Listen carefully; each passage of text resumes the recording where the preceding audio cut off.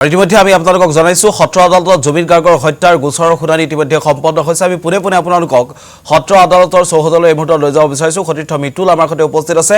আমি মিতুলৰ সৈতে এই মুহূৰ্তত পুনে পুনে সংযুক্ত হ'ব বিচাৰিছো, যেহেতু জুবিন গাৰ্গৰ ভগ্নী তাত উপস্থিত আছে। আমি পুনে পুনে আপোনালোকক এই মুহূৰ্তত লৈ গৈছো সত্ৰ আদালতৰ যি শুনানি ইতিমধ্যে সম্পন্ন হৈছে সেই স্থানত জুবিন গাৰ্গৰ ভগ্নী উপস্থিত আছে। সমান্তৰালভাৱে অধিবক্তাসকলো তাত উপস্থিত আছে। সতীৰ্থ মিতুলৰ সৈতে আমি সংযুক্ত হৈছো।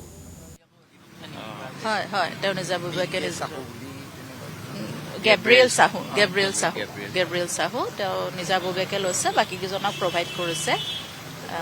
এতিয়া দেখা যায় কেনেকুৱা আশাবাদী। মুখ্যমন্ত্ৰীয়ে কৈছে ফাষ্ট ট্ৰেক আদালতৰ জৰিয়তে আবেদন কৰা নাই এতিয়ালৈকে, মৌখিকভাৱে কৈছে ফাষ্ট ট্ৰেক কৰিব যেন আশা ৰাখিছো আমি, তেতিয়াই সুবিধা হ'ব চবৰে।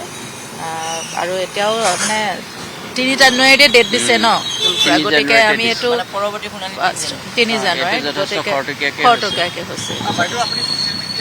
এটা কথা কৈছে যে চাৰ্জশ্বিটখন আপোনালোকেও পোৱা নাই, বহু কথা আপোনালোকেও জানিব বাকী আছে, অসমৰ ৰাইজেও জানিব বাকী আছে।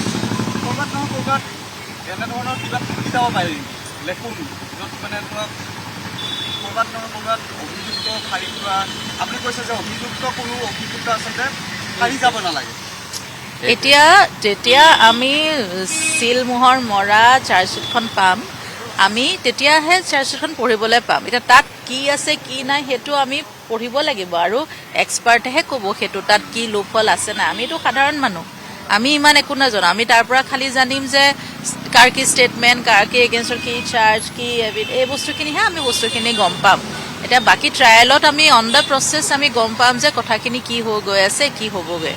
আৰু আমি সদায় কৈ আছোঁ যে এবাৰ আস্থা ৰাখিলোঁ মানে আমি ৰাখিলোঁ। গতিকে আমাৰ ন্যায়ালয়ৰ ওপৰতো আস্থা আছে, চৰকাৰৰ গভমেণ্টৰ ওপৰতো আস্থা আছে, আৰু আমি ভাবিছোঁ আমাৰ আস্থাটোৰ মান ৰাখিব, সিমানে কথা। জাষ্টিছটো হ'ব।